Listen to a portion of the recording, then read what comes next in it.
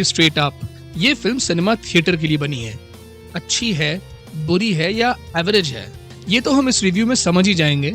मगर एक चीज पहले ही क्लियर कर दूं, आवारापन 2 को थिएटर में ही देखना। मैंने धुरंधर भी फर्स्ट डे फर्स्ट शो देखा था, लेकिन उसकी ऑक्यूपेंसी भी इतनी नहीं थी जितनी आवारापन 2 की थी। Almost 80% of the hall was filled with people और ताली और सीटी टाइम टू टाइम बज रही थी। और आप सब जो मुझे सब्सक्राइब करके रखे हो, you know my love for the world of Awarapan and कैसे मैं पहली आवारापन वीडियो से लेकर अभी तक हर वीडियो में कह चुका हूँ कि चाहे कुछ भी हो जाए, इस दुनिया की रूह को नहीं मारना। So welcome back to cinema under trial, और आज हम इस रिव्यू में इसी सवाल का जवाब ढूंढेंगे कि क्या आवारापन 2 के मेकर्स ने आवारापन 1 की उस रूह को इस पार्ट में जिंदा रखा या नहीं। फिलहाल के लिए इस रिव्यू का मजा लीजिए एंड डोंट वरी, ये स्पॉइलर फ्री है। तो पहले तो पार्ट 1 का क्रक्स मैं आपको दे देता हूँ विदाउट गोइंग टू डीप। तो आवारापन 1 एक कहानी है एक ऐसे आदमी की जो खुद अंदर से मर चुका था। शिवम, जो एक गैंगस्टर होता है जिसकी दुनिया थी क्राइम, और उस क्राइम की दुनिया में उसे एक सुकून मिलती है, आलिया, जिससे उसको ना ही सिर्फ प्यार होता है मगर खुदा मिलता है। कुछ इवेंट्स के कारण आलिया शिवम की जिंदगी से हमेशा के लिए चली जाती है, और उसके सदमे में शिवम अब सिर्फ एक गैंगस्टर नहीं रहता, वो मानो अंदर से खत्म हो जाता है और खुदा से दूर। फिर कहानी आगे बढ़ती है, उसको एक बेबस लड़की में आलिया की झलक नजर आती है और शिवम उसकी मदद करता है उसे रिहा करने में, जिसकी वजह से उसकी जान चली जाती है। उसके बदले में खुदा उसे जन्नत में जगह देता है जहां आलिया उसका इंतजार कर रही होती है। एटलीस्ट हमें तो यही लगा था। लेकिन आवारापन 2 सीधे पार्ट 1 के अगले दिन से शुरू नहीं होती। कहानी कुछ साल आगे बढ़ चुकी है और शिवम जिंदा है। ये डिटेल में तो नहीं बताया गया है, मगर क्रक्स दे दिया है आपको, जिससे आपको अंदाजा हो जाएगा। तो पार्ट 1 आलिया से खत्म होती है और पार्ट 2 भी आलिया से ही शुरू होती है। और एक स्पॉइलर तो मैं दे के रहूंगा भाई, मुझसे नहीं कंट्रोल हो रहा। फिल्म शुरू होती है पार्ट 1 के बीजीएम पे और मुस्तफा जाहिद की आवाज में विद ओजी तोहफे राव। मतलब फर्स्ट सीन में ही आंख में आंसू और बॉडी में गूज़बम्प्स। शायद ये पहली बार है जहां किसी स्टार के एंट्री पर ऑडियंस सीटी या ताली नहीं पर आंसू बहा रही थी। बहरहाल, तो शिवम आलिया की कब्र पर उससे बातें कर रहा है और पहले सीन में ही फिल्म का प्लॉट रिवील हो चुका है। लेकिन उस कहानी को मैं अभी खोलूंगा नहीं, बस इतना समझ लीजिए कि आलिया उसकी जिंदगी से जा चुकी है, लेकिन शिवम अब भी उसकी यादों के साथ जी रहा है। पार्ट 1 में जिस मोहब्बत ने शिवम को मरने की वजह दी, पार्ट 2 में वही मोहब्बत उसे दोबारा जीने की वजह देता है। और यहीं से आवारापन 2 अपनी नई दुनिया को एक्सपैंड करती है। पार्ट 1 की तरह यहाँ भी 2 अपोजिंग फोर्सेस है और अपना मकसद पूरा करने के लिए शिवम को एक गैंग का हिस्सा बनना पड़ता है। बस इससे ज्यादा मैं अभी बताऊंगा नहीं, क्योंकि जो चीज फिल्म ने मुझे थिएटर में डिस्कवर करने दी वो मैं आपसे छीनूंगा नहीं। तो फर्स्ट हाफ काफी फास्ट पेस्ड है। इनफैक्ट पूरी फिल्म की पेसिंग इतनी तेज है कि कहीं कहीं फिल्म आपको सांस लेने का मौका भी नहीं देती। तो शुरू के पहले 30 मिनट के करीब फिल्म राजस्थान में बेस्ड है। शिवम वापस वहीं आ चुका है जहां से उसकी और आलिया की कहानी शुरू हुई थी। फिर कहानी आगे बढ़ती है और एक गाना प्ले होता है, लाडो। और जैसा मैंने पिछली वीडियोस में कहा था, किसी गाने को हिट बनाने में उसका विजुअल रिप्रेजेंटेशन का भी बहुत बड़ा हाथ होता है। ये आवारापन तो रिलीज के पहले ही हिट हो गई थी, लेकिन लाडो मुझे लगता है फिल्म रिलीज होने के बाद हिट होगी। फिर जैसे जैसे फर्स्ट हाफ आगे बढ़ता है, शिवम राजस्थान से बैंकॉक पहुंचता है उस मकसद को पूरा करने के लिए जिसके बारे में हमने बिगिनिंग में बात की थी। और यही आवारापन 2 एक पोएटिक लव स्टोरी से स्पाई थ्रिलर बन जाती है। और ऑनेस्टली फर्स्ट हाफ का प्रेमाइस और डायलॉग्स ब्लॉकबस्टर मटेरियल है। फिल्म का फर्स्ट हाफ फास्ट पेस तो है ही, मगर प्लॉट भी उसी में है।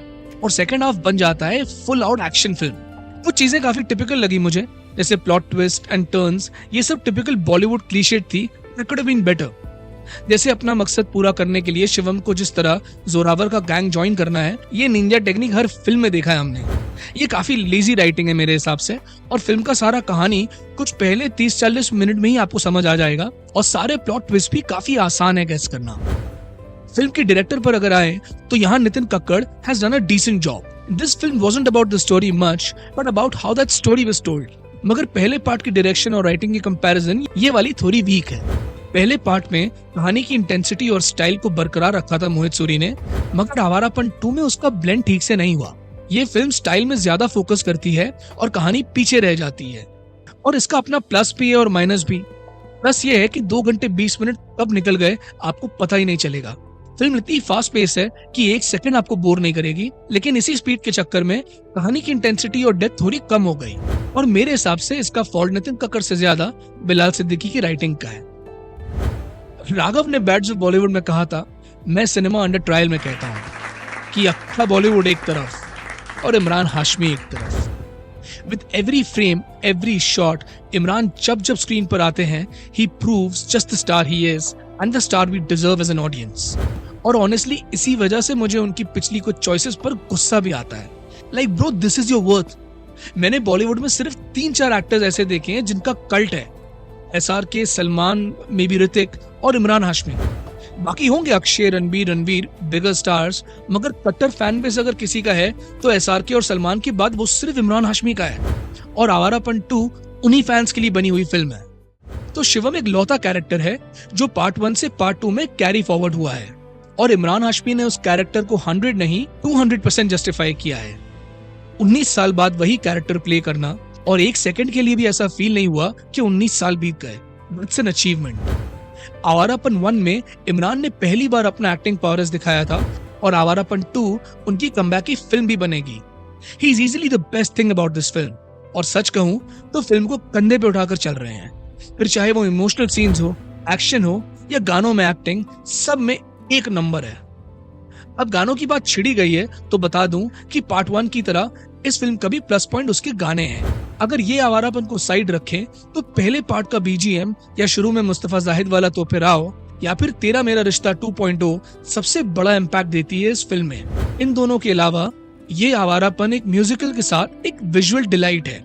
ये गाना पार्ट 1 और पार्ट 2 को सबसे बेस्ट तरीके से जोड़कर रखता है। तेरा मेरा रिश्ता 2.0 ऐसे मुझे उतना पसंद नहीं आया था, पर जिस तरह इस फिल्म में उसे यूज किया गया है, प्रॉपर गूज़बम्प्स। वे जुनून गाना तो एवरेज था ही, विजुअली भी कुछ खास नहीं है। लाडो का इम्पैक्ट स्क्रीन पर महसूस होता है। पिया घर आया भी एक काफी कैची ट्रैक है।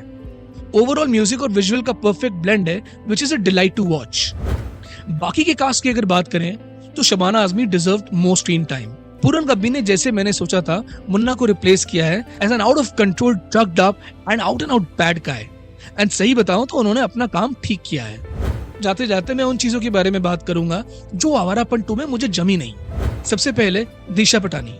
दिशा लुक्स ग्रेट, स्क्रीन प्रेजेंस भी है, लेकिन कैरेक्टर में डेप्थ नहीं है। ज्यादातर फिल्म में वो आई कैंडी बनकर रह जाती है, और आवारापन जैसे यूनिवर्स में मुझे इससे ज्यादा चाहिए था।